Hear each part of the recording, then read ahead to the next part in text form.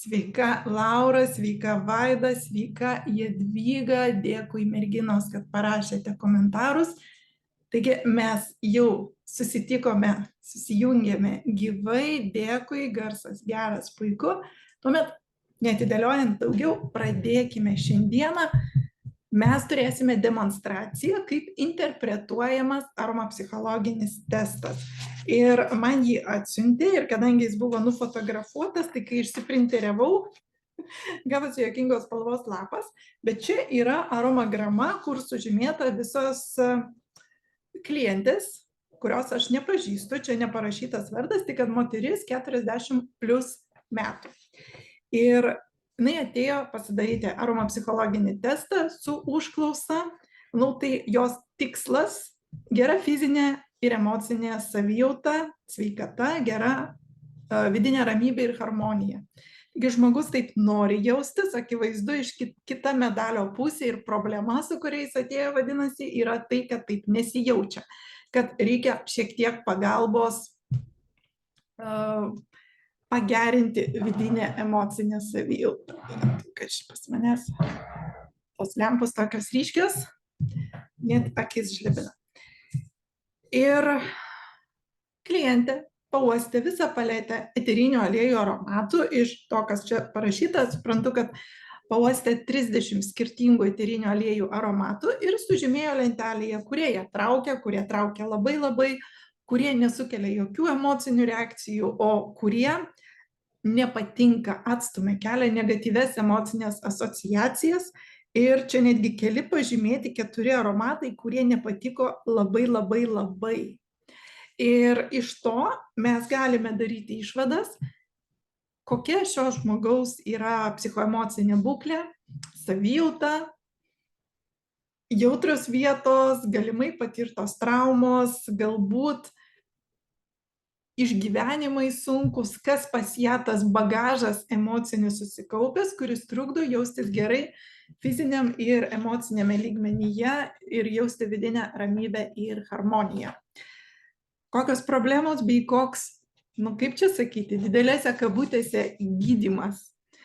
Gydymas ta prasme, koks reikalingas augimas, kokie reikalingi išgyvenimai, momentai, nauji įsitikinimai, naujos emocinės būsenos, kurios atsvertų, harmonizuotų, išlygintų tą disbalansą, kuris joje yra, padėtų pasiekti tą vidinę ramybę ir harmoniją.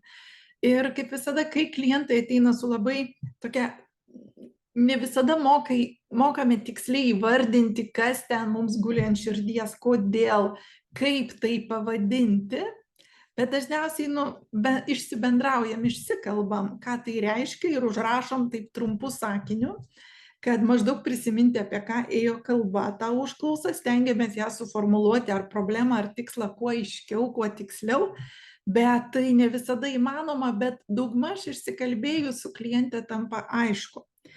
Tam, kuris testavo. O tai buvau ne aš. Šiuo atveju aš turiu anoniminį lapą. Viskas, ką aš žinau, tai kad tai yra moteris virš 40 metų. Ir aiškinsimės, stengsimės pažinti ją, suprasti, kas jai guli ant širdies ir kodėl jinai taip jaučiasi ir kodėl negali jaustis taip, kaip nori. Ir duosime jai rekomendacijų, kas jai galėtų padėti spręsti tą jos išsikeltą iššūkį. Ir jeigu jums šita tema atrodo įdomi, jeigu jums atrodo, kad tai gali būti naudinga informacija ne tik jums, bet ir jūsų artimiesiems, jūsų draugams, pažįstamiems, jūsų bendraminčių grupėse, būsiu labai dėkinga, jeigu pasidalinsite šiuo video ten, kur jums atrodo, kad jisai pasieks kažką, kam ta informacija bus aktuali ir reikalinga. Dėkoju visiems pasidalinantiems ir mano tikslas šiandieną jums parodyti aromapsichologinio testavimo galimybės. Nepasirodyti pačiai, kokia aš šauni meistrė ir kokių gilių įžvalgų turiu mano studentės kartais, kai dar tik pradeda aromapsichologinius testus interpretuoti savo klientėms, jos vis lyginasi su manimi ir sako, oi Lina, aš taip sklandžiai, taip greitai išvelgti esmės, kaip tu nemoku, tai savaime suprantama, reikia praktikos. Ir jeigu aš būčiau tik praėjusi savo pačios kursus ir ties tuo sustojusi, Ir paskiau dar pusę visko pamiršusi, nesipraktikuojant, be abejo, labai stresuočiau, nerimaučiau ir nepasitikėčiau savimi.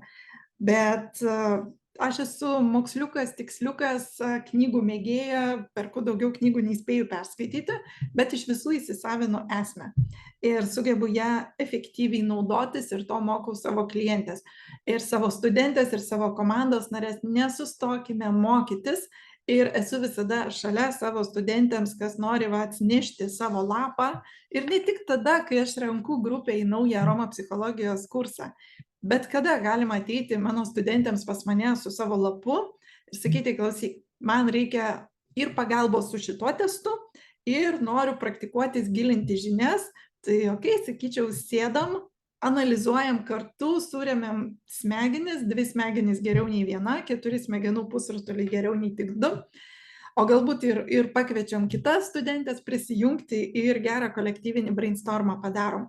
Nes aš turiu vienokią gyvenimo patirtį, žinias, skaitytas knygas, klientų atvejus matytus, kažkas kitas turi visai kitą. Aš kažkada, pamenu, interpretavau, taip, kažkieno testą analizavau, kažkokių įžvalgų daviau ir žinau, kad gilių įžvalgų daviau, vertingų įžvalgų ir tas žmogus, kuris jas gavo, priėmė ir sakė, taip, tai labai naudinga, bet viena iš mano studenčių, kurie dirba su kitom metodikom, labai daug per šokį, per moteriškumą, per judesį, per galbūt daug turi patirties, sprendžiant kartu, padedant spręsti santykių iššūkius. Ir jinai davė savo sluoksnį, uždėjo interpretacijos ir iš visai kitų kampų pamatė tokias detalės, kurias aš pražiūrėjau, į kurias aš nebūčiau atkreipusi dėmesio. Tad mes visos įnešam kažką savo. Ir aš esu turėjus tokių talentingų studenčių, kurios jaučiau, kad truputis praktikos ir jos pralenks mane. Tad tikrai visi gali išmokti, o su praktika pralenkti savo mokytoją bet kurioj sferoj. Bet geriausi meistrai yra tie, kurie nesustoja nei vienam etape, kurie toliau skaito, ieško naujausių idėjų, informacijos. Ir įdomiausia tai, kad aš kitus mokydama jaučiu būtinybę pati toliau mokytis, pati gilintis, naujas knygas skaityti, kartais peržiūriu savo buvusių praeitų kursų informaciją, medžiagą ir staiga kažką suprantu naujai. Tai, ką kažkada atmečiau, pagalvojau, šitą mokytoją mokė taip, šitas vienintelis kažkokia tai kita metodika ir nesupratau šito kažkokio komponento esmės. Niekas taip nedaro, kodėl jis taip daro, tai visiškai jokios logikos neturi. Ir visai neseniai supratau, pagaliau supratau logiką, kodėl tokį įdomų, keistą matematinį lašų skaičiavimą ir procentus tenais darė ir apie ką tai buvo. Ir reikia tai savo studentams išaiškinti. Ir tai normalu. Visada mokytis toliau ir peržiūrėti naujų žvilgsnių su nauja patirtim tai, ką jau išmokai, tam, kad naują sluoksnį atkapstyti savo ir išgirsti. Ir todėl savo studentės, beje, kas pas manęs aktyviai toliau kartu dirba, kviečiu kartoti kursą. Ta patį kursą, sakau, prisijungi naują grupę, pasikartok dar kartelį, nes kažką išgirsi naujai.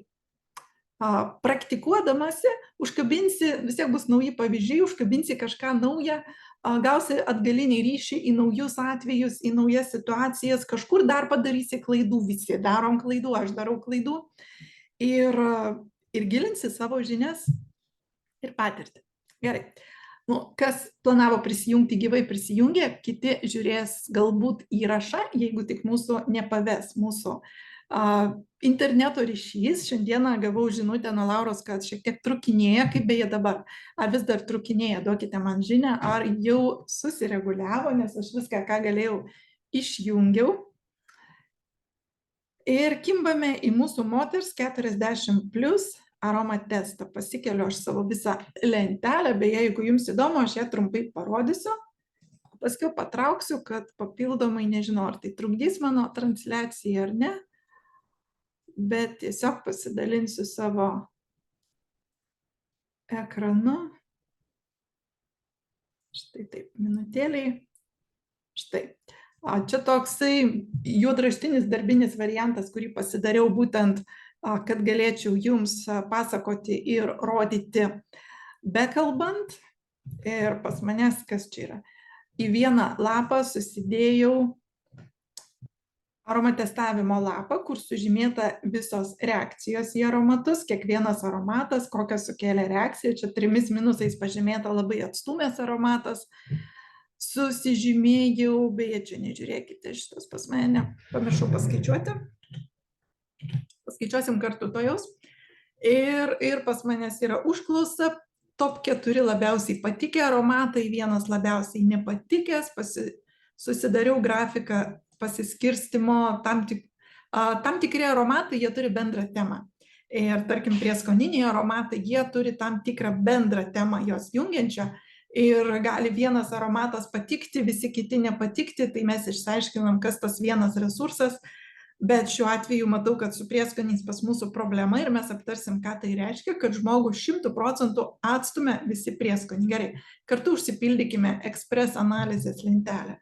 Skaičiuojame, tiksliau mes neskaičiuosime šitų dviejų ir šičia pasikartojančio neskaičiuokime, kad jo netyčia nesuskaičiuoti, pažymėsiu jį. Štai taip, gerai. Taip, mums pliusai 1, 2, 3, 4, 5, 6, 7, 8, 9, 10, 11, 12 aromatų mums patiko. Taip, neutralių 1, 2, 3, 4, 5, 6 aromatai neutralūs. Ir ką mes turime? 1, 2, 3, 4, 5, 6, 7, 8, 9, 10, 11, 12, 13 aromatų nepatikusių. Aha, okay. Mes turim apylygiai patikusių ir nepatikusių ir perpus mažiau neutralių aromatų. Ir pagalvokime, jeigu mums, ir aš noriu matyti procentaliai, bet nepasiskaičiavau, bet kai yra didelis skaičius, apylygis skaičius patikusių ir nepatikusių aromatų, tai iš karto mums duoda užuominą, kad pas žmogų yra ryškus vidinis konfliktas. Ir ryškus vidinis konfliktas reiškia, kad žmogų kažkas traukia, kažkas atstumia, jisai kažkurias savęs dalis priima, kažkurias atstumia. Ir kuo mes turim didesnį tą atotrūkį ir tokį apylygį, kuo daugiau ir patikusių ir nepatikusių labai stipriai aromatų, tuo didesnis pas mus yra vidinis konfliktas. Ir gyventi su dideliais vidiniais konfliktais yra sudėtinga. Kuo didesni vidiniai konfliktai, tuo daugiau žmogus jaučia streso gyvenime, įtampų, nesutarimų su kažkuo savo viduje. Tad jau iš karto pirmas žvilgsnis į šitą aromatestą ir man aišku, kad šitas žmogus patiria, ką aš pasidariau savo, patiria labai daug įtampos ir streso.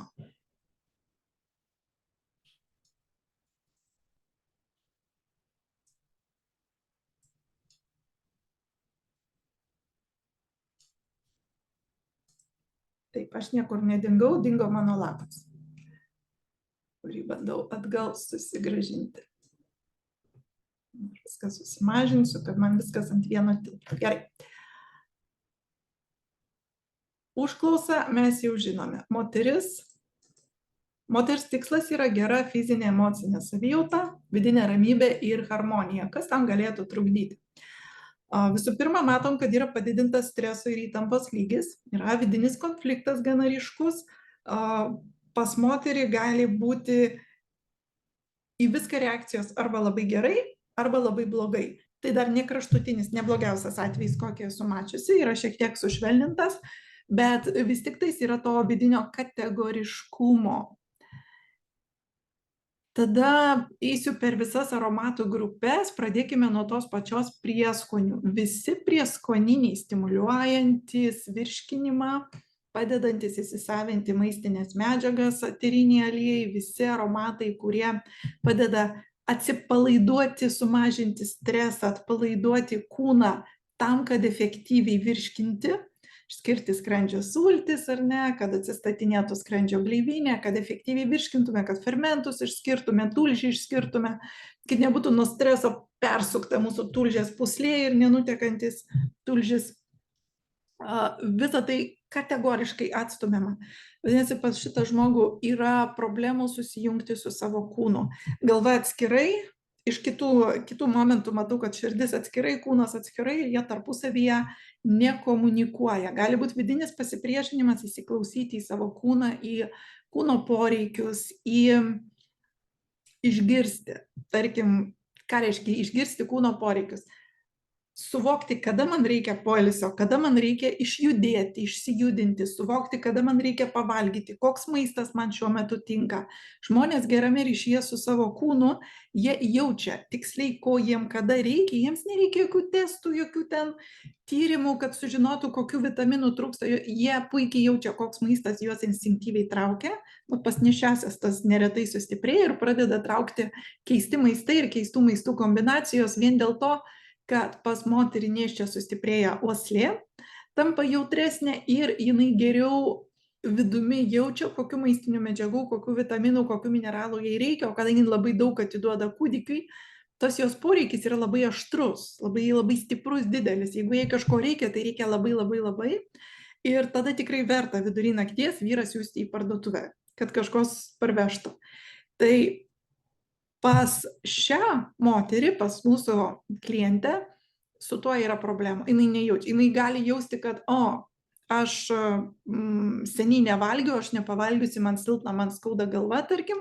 Jeigu jinai suvoks, kad aš kažkur užsidirbau, užsilakščiau, bet jinai tada jums tai, kas bus patogu paimti, net nepaklaususi savęs, o ko man šiuo metu reikia, o kas man geriausiai tiktų ir pasitarnautų.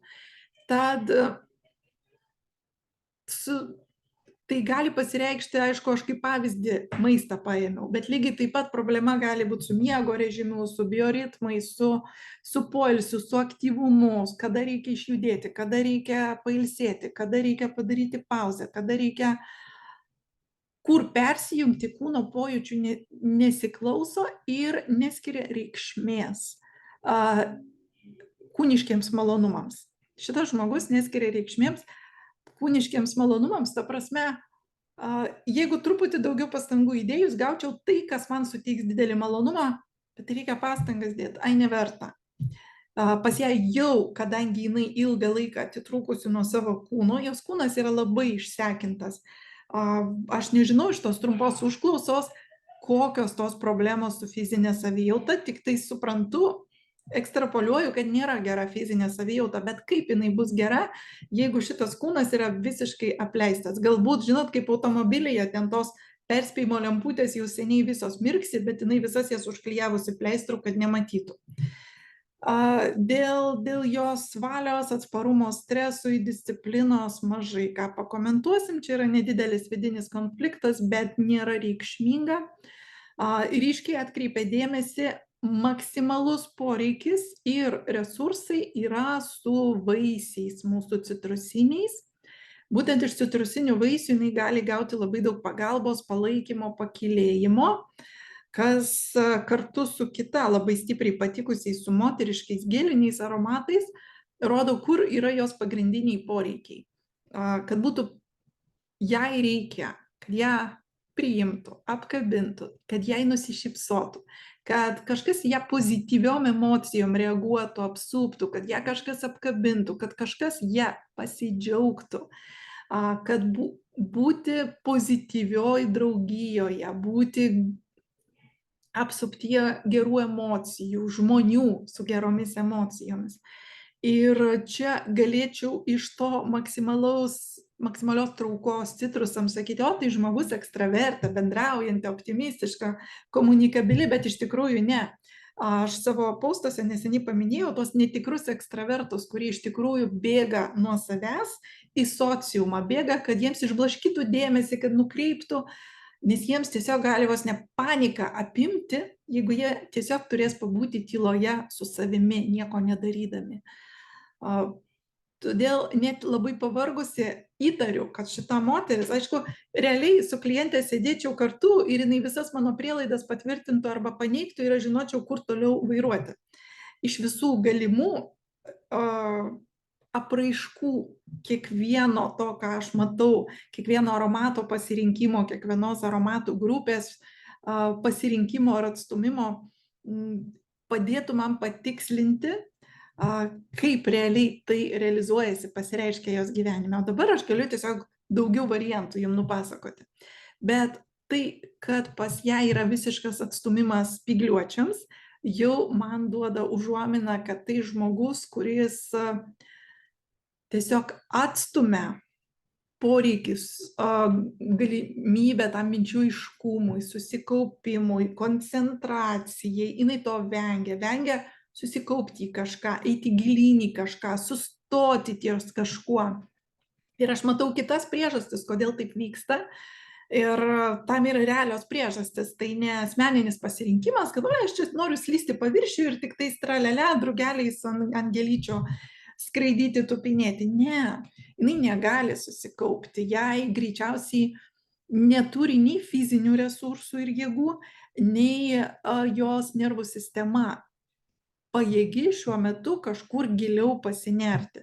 Jeigu mes dabar jai pasiūlytume kažkokius gilius mokymus, gilias daug disciplinos reikalaujančias praktikas, jos dėmesys greitai nukryptų. Jeigu to negali greitai automatiškai padaryti, probėgšmais padaryti, greičiausiai jinai ties tuo ir nesugebės sustoti, nes jinai šiuo periodu bent jau arba vengia, arba net nesugeba sustoti ir ramiai kažką susikaupti, kad eiti gilyn. Jeigu gyvenimas iš jos šiuo metu reikalautų mokyti, studijuoti, įsisavinti naują informaciją, jai būtų labai labai sunku, nes jos dėmesys šokinėja. O taip kaip su vaikais, kurie mokykloje sunkiai susikaupia, sunkiai įsimena, atrodo išsiblaškę, problema ne pats išsiblaškinimas. Išsiblaškimas ir tas minčių šokinėjimas, nesusikaupimas, atminties atrodo neturėjimas yra pasiekmė vidinio streso. Tarkim, aš šiandieną, kaip visada, kai jau atrodo susiplanavau laiką, viskas pas mane laikė telpa, bet vis tiek iki minučių suskaičiuota diena ir vis tiek kažkur dar kažkas įsiterpė, čia biški sustojau, čia biški kažkam tai paskambinau, čia atsakiau, čia kažką tai išsprendžiau ir žiūriu, kad jau viskas tada susispaudė, viską likusius dalykus, ką susiplanau, spėju, bet ciki minutė į minutę. Ir tada skaitau informaciją, kurią norėjau pasikartoti ir jaučiu viduj tuk skubėjimas, kuris net neleidžia efektyviai įsiminti informacijos, kurią skaitau, bandau ją pagreitintai skanuoti, bet iš karto kyla abejonė, ar aš po 5 minučių kažką atsiminsiu. Ir tai mano buvo tik trumpalaikis tokia būsena. Bet kas yra su žmonėmis, kurie chroniškame strese yra? Ir aš jaučiu, kad šita moteris yra labai padidintame strese. Ir čia jau biškai nušuoliuosiu į kitą vietą jos aromatesto iš jos pasirinktų aromatų. Pagal mūsų transformacinių kvepalų botaninių formulę sukūrus jos individualius kvepalus, pagrindinis dominuojantis tų kvepalų poveikis bus pagalba atsipalaiduoti, nusiraminti, sulėtėti, paleisti. Tai bus labiau raminantis, atpalaiduojantis ir tik minimaliai stimuliuojantis. Stimuliuojančio poveikio labai labai nedaug. Ir jisai neryškus, gal tik pusiausvyros palaikymui pagrinde dominuoja dvigubai ryškesnis atpalaiduojantis poveikis. Ir tai iš karto leidžia suprasti, vadinasi, žmogui reikia pagalbos atsipalaiduoti. Jinai yra įtampoje, jinai nepailsi kokybiškai, nes negali sustoti. Ir puikiai esu mačiusi daugybę žmonių, kurie bėga, lekia, bet net kai turi laiko pailsėti, jie negali ilsėtis iš tikrųjų ir kokybiškai. Ką jie tada daro? Jie įsijungia žinias, jie kažkokią tai triukšmą pasidaro aplink save. Vietoj to, kad pasimėgauti ramybę ar pasiklausyti atpalaiduojančios, gerai nuteikiančios muzikos, jie kam nors paskambins ir išklausys dar kažkieno kito problemas vakare, ar net ieškos kas jiems tą nervų sistemos aktyvaciją toliau palaikys, nes tapo jau užstrigę ant tos būsenos. Tai yra fiziologiškai. Ląstelės turi daugiau receptorių streso hormonams negu atpalaiduojantiems ir visiems geriesiems hormonams, meilės, jaukumo, pasitenkinimo. Smegenys įprato jau greitkeliai ten nutiesti neuroniniai gaminti tas įtemptas, greitas, skubančias, chaotiškas mintis, nerimastingumo būseną, o ne ramaus atsipalaidavimo, saugumo, kūrybingumo būseną. Ir tokie dalykai tai nėra šiandienos situacija, tai yra sukaupta ir per visą gyvenimą ir priežastis dažniausiai pas mūsų pamatą asmenybei paklojame iki 7 metų, tai yra vaikystėje, tas 7 metai nėra griežta riba, bet pamatą asmenybei paklojame dar vaikystėje ir šitos moters pamate yra tiesiog užkoduota, kad gyvenime jinai jausis labai nerimastinga, nerami, baikšti santykiuose, iš to, kad jinai labai trokšta patikti, jinai labai trokšta artumo, jinai labai trokšta būti mylima, trokšta mylėti, trokšta atverti savo širdį ir čia pat pas ją yra ir dideli sunkumai. Ryškios valios ambicijų pas ją nematau, gebėjimo susikoncentruoti, siekti kažkokių tai tikslų nematau ir kažin ar jinai gali, nes ją valdo poreikis patikti. Greičiausiai jinai yra negavusi to saugaus prisirišimo vaikystėje, iš to, kad pas ją yra kaip tarp pasirinkimų ketvirtas patikęs aromatas levanda, bet labai labai stipriai atstūmęs, labiausiai nepatikęs mira. Galiu numanyti, kad tas saugaus prisirišimo klausimas labiausiai liečia santykį su mama, galbūt tas archetipas vaiko mamos ryšio. Mamos archetipas joje yra pažeistas. Ir kartais tai yra reali patirtis, o kartais ta patirtis yra, atrodo, pas daug ką tai buvo. Bet jeigu esi atsinešęs sieloje traumą jeigu jūs priima tokią iš visą idėją, iš tolimos sielos praeities, iš ankstesnių patirčių, tai šiame gyvenime bet kokia situacija virs pretekstu giliai traumai, nes jinai tik tarsi jinai sužaidžiama pakartotinais, pastatomos dekoracijos suvaidinti tą traumą, kuri jau yra giliai viduje ir tam, kad ją aktyvuoti, įkelti iš šio gyvenimo aplinkybės, kad būtų įmanoma išgydyti po to. Reikia įvilkti kažkokios tai patirties rūbą, kad būtų kam atleisti, kad būtų su kuo tą traumą išgydyti, nes jeigu mes turime tą bagažą sieloje žymiai didesnį ir ne visas vienu metu pasireiškia nuo pat vaikystės.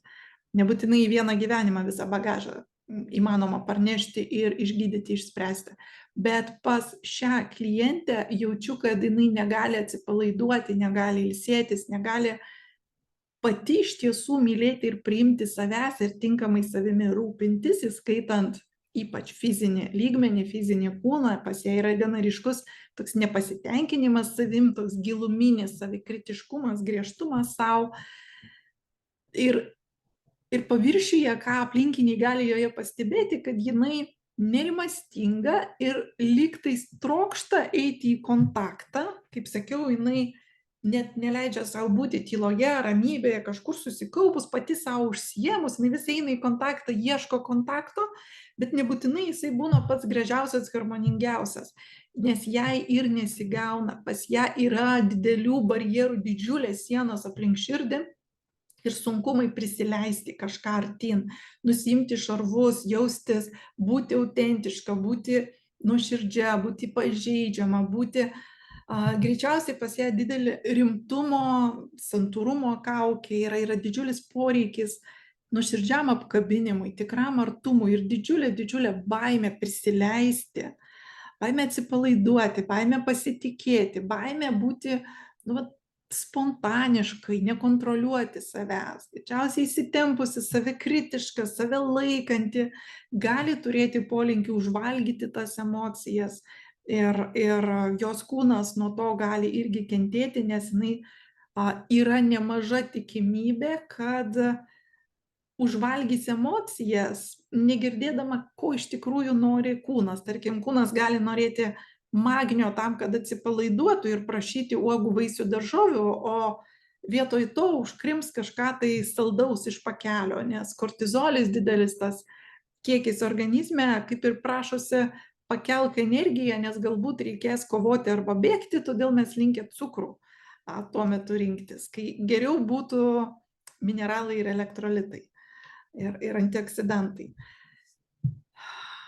Tad iš tikrųjų man skauda širdį dėl šito žmogaus ir tiesiog jaučiu, kaip reikia mylinčio apkabinimo šitam žmogui, tiesiog apsiverkti norisi, nes turbūt šitas žmogus viduje verkia iš to ilgesio, to tikro nuoširdaus širdis prie širdies apkabinimo, artumo, galimybės pasitikėti kažkuo taip, kad atsipalaiduoti šalia jo, savęs nesaugoti, nekontroliuoti savęs šalia kažko, bet negali sau leisti, nes nesaugu nuleisti šarvus, atsipalaiduoti, todėl negali susijungti su savo širdimi visų pirma. Jos labiausiai patikęs ylang padeda atkurti balansą tarp vyriškos, moteriškos energijos, tarp galvos ir širdies, o ne, jai nesaugu, jinai turi tai laikyti atskirai ir gyventi galvoje, visada save kontroliuoti, būti rimta, atsakinga, priimti strategiškai apgalvotus sprendimus, nesiklausant širdies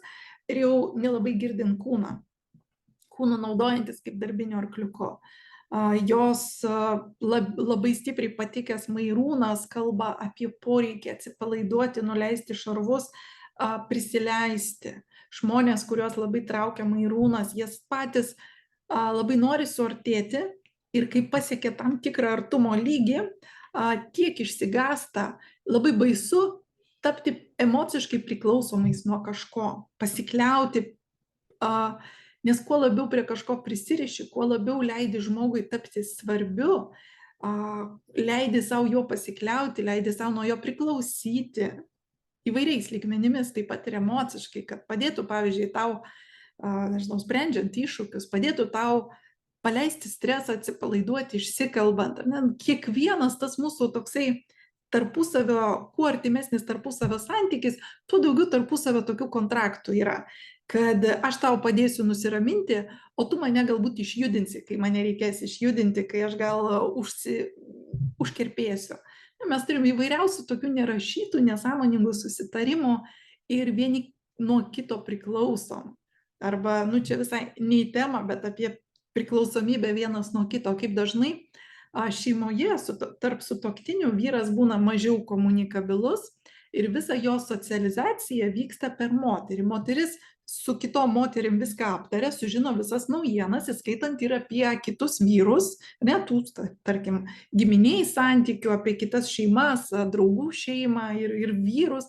Ir vyras gauna visą ataskaitą, visas žinias ir net įdėmiai nesiklausydamas, neklausinėdamas, moteriai reikia išsikalbėti, jinai tiesiog bumba visur aplinkui, ten kalba išsilieja, išsipasakoja savo emocionalia kalba, bet šiaip ar taip, vyras taip ir nejučia tame fone kažkur tai susigaudo, gauna visą informaciją, kaip laikosi visi aplinkiniai, jam rūpinti žmonės.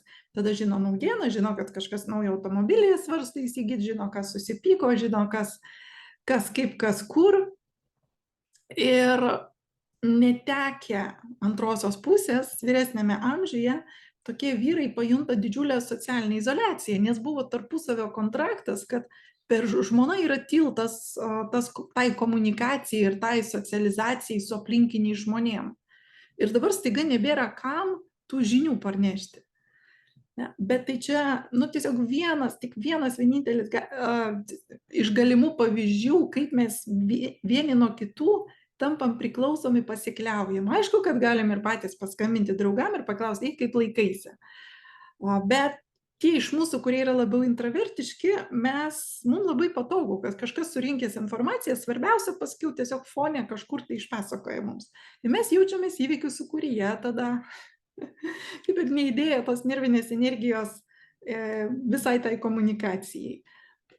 Bet ir atvirkščiai, visi vieni kitiem kažką pasiūlo. Ir mūsų, grįžtant prie mūsų klientės, mūsų moters 40 plus metų, kuri nejaučia vidinės ramybės ir harmonijos, jai nesaugu prisileisti kažką tiek arti. Yra didžiulis troškimas, jinai eina, visai bando eiti į kontaktą, bet kažkurio metu, jeigu tik pajunta atsirandant tą tarpusavio priklausomybę, kad jau pakankamai esam artimos tiek, kad jau reikia ir linksmintis beje kartu, ir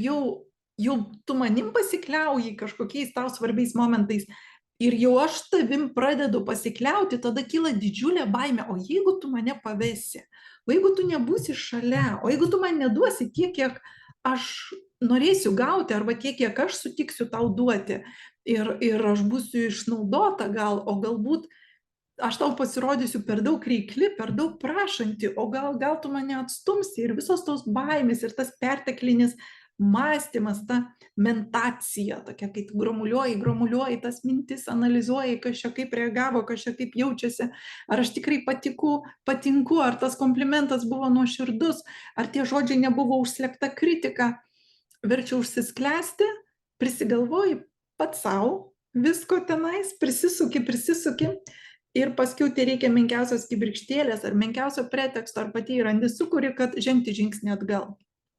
Žmonės, pas kurios yra tarp raktinių aliejų yra mairūnas, aš turėjau moterį, kurią protestavom, ir pas ją mairūnas irgi buvo viršutinėse pozicijose jos rakte. Ir, žinot, kai aš jai tai paaiškinau, sako, klausyk, aš jau sako, va dabar, kai jau gal 7 ar 9 santykius panašiai pradedu atpažinti dėsningumą, kad tikrai aš siekiu suartėti, bet kai prieinam tam tikrą momentą, tam tikrą artumo lygį, ir jau laikas nerti dar giliau, dar labiau pasitikėti, dar labiau atsiverti, dar labiau suartėti ir pasikliauti vienas kitu, aš išsigąstu, pradedu, kaip ta klientė man pasakė, sako, pradedu kažkokius kaprizus daryti, tarsi tikrinti tą žmogų, jo nervus ir kantrybę, elgtis kaip kaprizinga princesė, kol sabotuoju tuos santykius tiek, kad jie galutinai nutrūksta. Ir galvojau, kaip tai skaudu, kaip tai liūdna, kaip gaila to žmogaus, kuris nesąmoningai sugriovė tai, ko labiausiai troško. Ir ko jam desperatiškai reikia. Ir, žinot, kartais sakoma žmogui, kuris labai trokšta gauti kažką iš kitų. Pavyzdžiui, viduje nesijaučia saugus. Nes gyvenime niekada ir nebuvo saugus. Aplinkybės buvo tokios, kad visą gyvenimą buvo, pavyzdžiui, čia beje ne apie šią klientę, bet tiesiog kaip noriu paaiškinti tam tikrą idėją. Jeigu žmogus niekada nejautė to, kad gali kažkuo pasikliauti, tai jam dabar psichologai gali, ar coacheriai, ar tiesiog tie visi Facebooko gūrų pasakyti, išmok pati patenkinti šitą savo poreikį. Išmok pasikliauti savimi, būti nepriklausoma, kad tau to duoti savo tai pati, kad tau to nebereikėtų iš kitų, ir tai išgydys tą poreikį. Šitas poreikis atsirado todėl, kad to iš kitų negavai sveiko lygmens. Ir tai labai sunku gauti dabar kitokio pobūdžio santykiuose, ar ne mamos į kūdikį santykyje, o galbūt tarp suaugusių žmonių, draugų, ar kitame kontekste, ar iš kolegų bandai gauti tą besąlyginę meilę, ar tą besąlyginę tokį saugumą, kad tave apsuptų. Bet būtent jeigu žmogus tai gautų iš ko nors, jeigu kažkas galėtų su juo pakankamai ilgą laiką išbūti tokiame ryšyje, kad jis jaustų 100% patenkinęs tą poreikį ir prisisotinęs, tada galėtų įvykti išgijimas. Tada sekantis etapas galėtų būti mokytis tą poreikį ir pačiam patenkinti. Nes žiūrėkit, vaikas nemoka reguliuoti savo emocijų. Ne, jisai, tarkim, sustresavo, išsigando kažko, jisai verkia. Ir kaip dabar šiuolaikinė psichologija ir tos prieraišiosios tėvystės mokina atliepti vaiko jausmus, juos įvardinti, ar ne, taip, aš matau, tu susikrimtęs, tu išsigandęs, atspindėti visų savo veidų ir kūnų tą emociją ir tada savyje tą emociją sureguliuoti, grįžti į saugumo, meilės, artumo, šilumos, ramybės būseną ir parodyti pavyzdį per fizinį kontaktą, per kūno kalbą, per balso intonaciją vaikui, kaip grįžti į normalią būseną, kaip sureguliuoti savo emocijas. Ir vaikas, tai nukopijuodamas iš mūsų, išmoksta irgi valdyti, reguliuoti savo emocijas. Vadinasi, jis turėjo būti išmokytas, kaip pereiti į tą būseną. O jeigu kažko žmogus neišmoko, pavyzdžiui, jeigu mūsų šitas žmogus, šita klientė, nejautė galimybės visiškai emociniam atvirumui, artumui, nejautė tokio emocinio saugumo emocinėme ryšyje su svarbiausiais jai žmonėmis. Gal ten buvo kritiškumo, gal tiesiog negalėjo dėl objektyvių priežasčių duoti tiek dėmesio ir meilės, atliepti visų klientės poreikių. Teisėtų, natūralių, normalių poreikių galbūt negalėjo atliepti dėl teisėtų, objektyvių priežasčių, maža ką. Gal gyvenimo didžiuliai stresai, iššūkiai, lygos, maža kas galėjo būti, bet paliko traumą pas vaiką, pas kurį liko vidinis nesaugumas būti vaiku, būti jautria, būti emociškai atvira, pasitikėti, pasikliauti kitu, priklausyti emociškai nuo kito. Ir tada tapo saugiau, liko troškimas to, bet saugiau buvo nebesitikėti to iš kitų žmonių, netgi nepriimti. Nes jeigu nesitikė, tai ir neleidi savo to duoti, kad tik netapti nuo to priklausomam, kad tik neskaudėtų, tai baisiai smarkiai, kaip jau yra skaudėję, kai pavedė mano pasitikėjimą. Kai man nebuvo saugu būti atvirai emociškai, spontaniškai, kūrybiškai, visiškai atvirai savo emocijomis, nes atvira širdimi mane per giliai užgavo. Ir dabar savo emocijas, tylėsiu apie savo poreikius, būsiu pati savo gana kritiška, save kontroliuosiu, kad tik tais visada elgsiuos protingai, racionaliai, kad tik tais nepastatyčiau savęs į tą pažeidžiamą poziciją. Ir stengsiuosi būti labai labai gera, kad mane mylėtų, kad mane priimtų, kad mane prisileistų ir stengsiuosi kitiem padėti, stengsiuosi būti miela, gera, kantri, tolerantiška, stengsiuosi daug duoti ir tada nesuprasiu, bet kodėl negaunu, arba mane paveda, arba mane nuvilia. Nes kažkuriuo momentu randu pati, kai sukyla pasąmonėje ta baimė, tarsi, žinot, kaip nuo ugnies ranką instinktyviai atitraukiu ir randu pretekstą, kodėl vis tik negaliu pasitikėti. Kodėl negaliu vis tik likti tokioje atviroje, emociškoje būsenoje. Kodėl reikia apsistatyti sieną ir tapti šaltesnė, poker face užsidėti, suvaldyti, atskirti galvą nuo emocijų, būti čia, o čia geriau biškį taip prigesinti, užspausti, nugesinti. Ir todėl žmogus negirdi pat savo emocinio skausmo, savo liūdesio, savo ilgesio, savo to švelnumo ir apkabinimo ir artumo troškimo, savo troškimo nutrūkti nuo grandinės ir su kažkuo kvailai pajuokauti, pasijuokti iš kažko. Kaip būtų gerai šitam žmogui turėti su kuo, žinot tą vaikišką juoktis iš piršto. Va tiek atsipalaiduoti šalia kažko. Kaip būtų nuostabu, kokia tai būtų gydanti patirtis. Jeigu jinai turėtų šalia ko, taip nuleisti visas savo sienas. Ir dabar jos pasirinkti aromatai, ylang-ylang, jos pasirinktas mairūnas, greipfruktas, levanda ir mira, mes jos turėtume sumaišyti. 5 lašus ylang-ylango, 4 mairūno, 3 greipfrukto, 2 levandos ir 1 mažytį lašelį arba net ant smigtuko miros į 15 ml. Iš tikrųjų galėtume netgi ir į 5 labiau koncentruotą daryti. Ir uždėti, va tokia būna, kai nuvalai nuimo etiketes nuo jau sunaudotų buteliukų, pas mane lieka tokie stikliniai buteliukai ir turiu nuostabios kokybės rutulinių aplikatorių. Žodžiu, čia galima sumaišyti aliejus, eterinius, tada įpilti augalinio aliejaus likusį tūrį ir uždėti va tokį rutuliuką. Labai mėgstu, jis čia neužtvirtintas, neįspaustas, reikėtų kamštuką užsukti, kad užsifiksuotų. Labai mėgstu šitos rutuliukus, nes matot, čia yra tokia, kaip čia sakyti, pavadinsiu, erdvi kapsulė, kur tas ratukas gana laisvai čia juda ir jis čia turi erdvės aplink ir yra erdvės aplink atitekėti aliejui ir ištekėti. Ir tada, kai brauki per odą, iš karto palieki takelį aliejaus, kurį gali masažuoti ant pulso taškų. Nereikia brūžinti, kai būna su tais kinietiškais visais buteliukais, kol oda visa raudona sudirgusis, jau pažeista netgi, tada didelė tikimybė, kad eteriniai aliejai sudirgins, nes tu jau ant pažeistos odos juos įtryniai.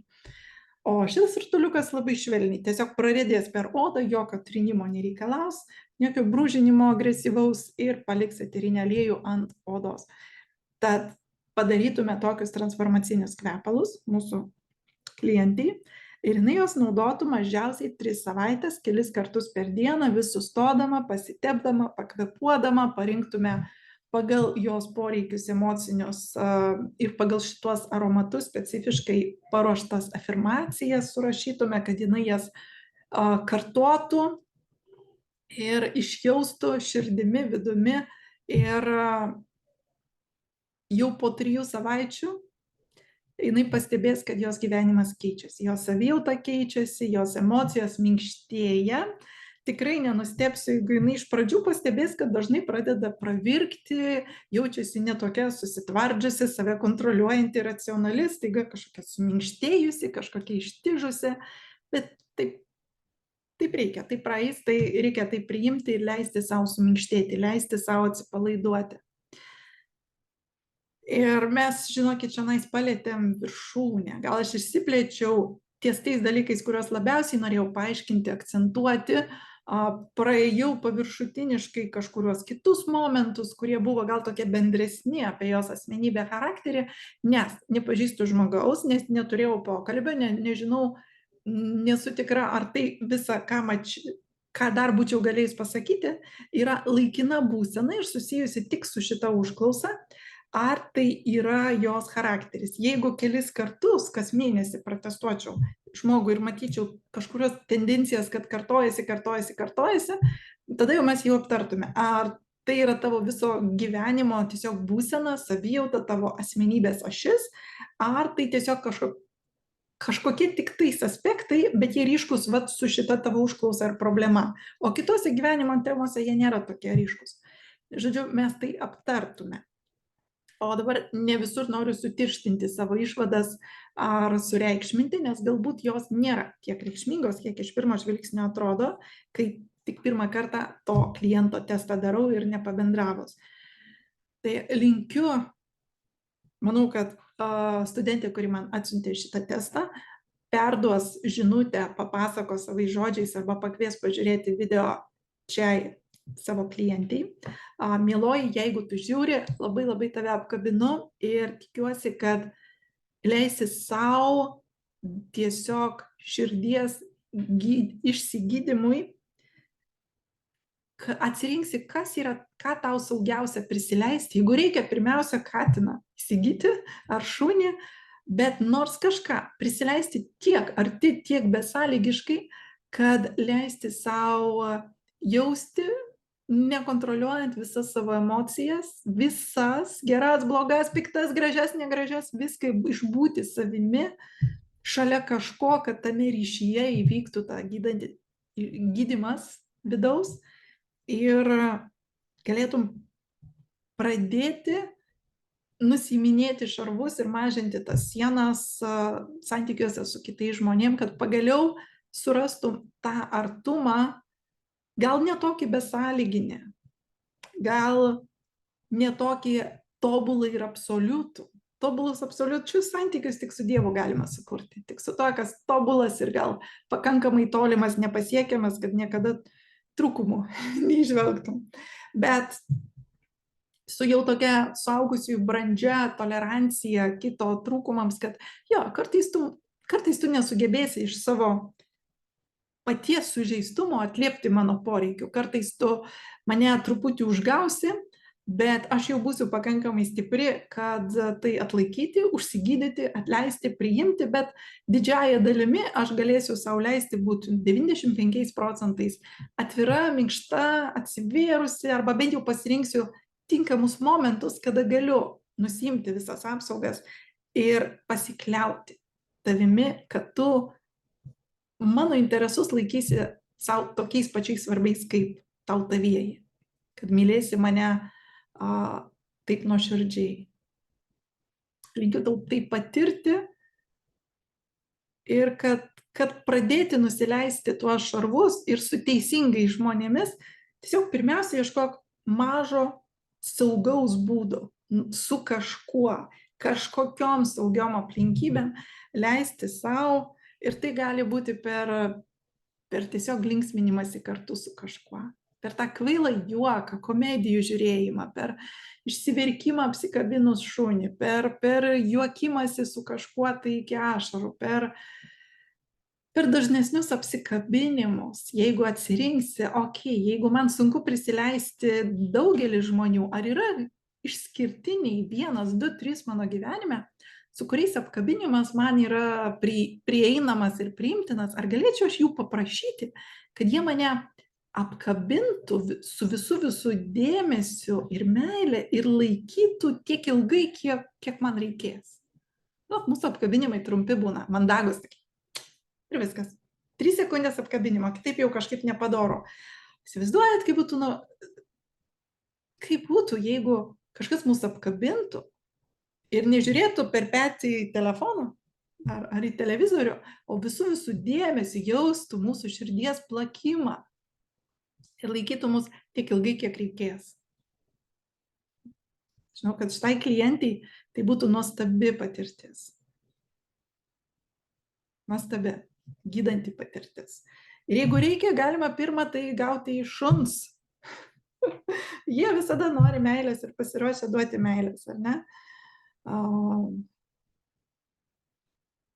O jau paskiau pavyks šiek tiek daugiau to priimti iš kitų.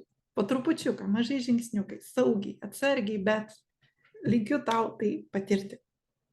Ir jeigu jums įdomus aromapsichologinio testavimo metodas, jeigu jūs norėtumėt pačios išmokti, padėti sau, padėti artimiesiems, pažinti, suprasti save, giliai pažinti tuos poreikius, kuriuos kartais net neišeina įvardinti, neužtenka sąmoningumo, dar nesam tiek savyje išsikapstę, kad galėtume kitam pasakyti, štai ką man skauda, štai ko man reikia, štai kaip tu man galėtum padėti. Jeigu norite padėti savo artimiems žmonėms, savo gal didesniam ratui, o gal įtraukti tai kaip aromapsichologinį testavimą, kaip paslaugą prie kitų savo paslaugų, coachingo, psichologijos, galbūt kaip mokytoja dirbate, galbūt kaip konsultantė, gal moterų ratus vedate.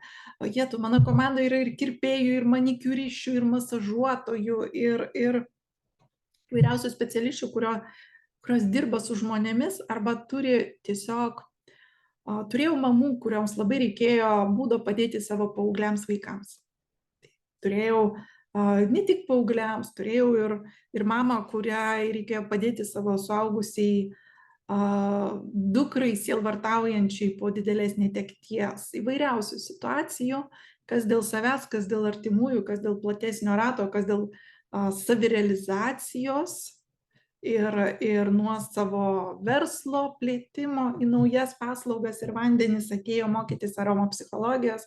Jeigu jaučiat, kad man to reikia, man tai įdomu, man tai aktualu, aš tai naudosiu savo, ir norėtumėte kreiptis ar individualiam aromatestavimui, arba ateiti mokytis, sukontaktuokit.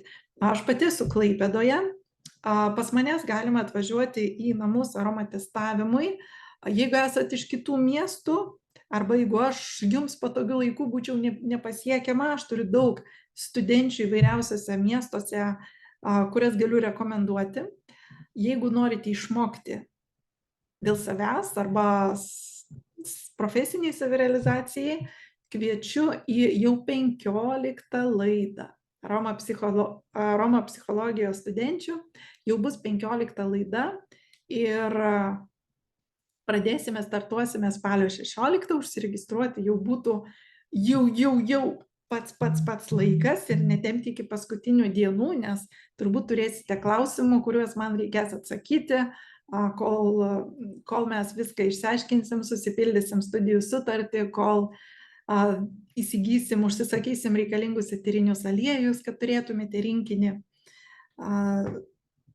Neatidėliokite paskutiniai dienai, kad be streso ramiai pasiruošti. Kviečiu jūsų, lauksiu asmeninių žinučių ir kokių turite klausimų apie šią metodiką, apie jos galimybės, apie savo pačių kontaktų su eteriniais aliejais, jeigu turėjote tokių ryškių situacijų, kad dėl šito aromato einu iš proto ir norėčiau išlieti jį visą savo ant galvos, nereikia, bet jeigu turėjote tokių reakcijų arba kažkas atstumia iki vimdymo, susisiekim, pabendraukim, aptarkim, nes tai labai ryškūs ženklai apie kažką, ką jums reikia apie save žinoti. Gero vakaro, iki kitų susitikimų. Beje, ant mano profilio dar rasite informaciją, kad užsiregistruoti šį sekmadienį į paskaitą aromapsichologija sielos gydymui. Šiandieną mes turėjom praktinį užsiėmimą, mes tiesiog kartu interpretavome aromatestą, o sekmadienį mes kalbėsime apie teorinį pagrindą visos šitos metodikos, kaip, kas, kodėl, kaip tai veikia, kodėl taip veikia, kas ten su tais aromatais, ką jie mumyse daro ir kaip vyksta aromapsichologinis testavimas išsamei. Tad kviečiu jūs į paskaitą sekmadienio ir kviečiu jūs į mokymus arba ateiti asmeniniam testui. Gero vakaro.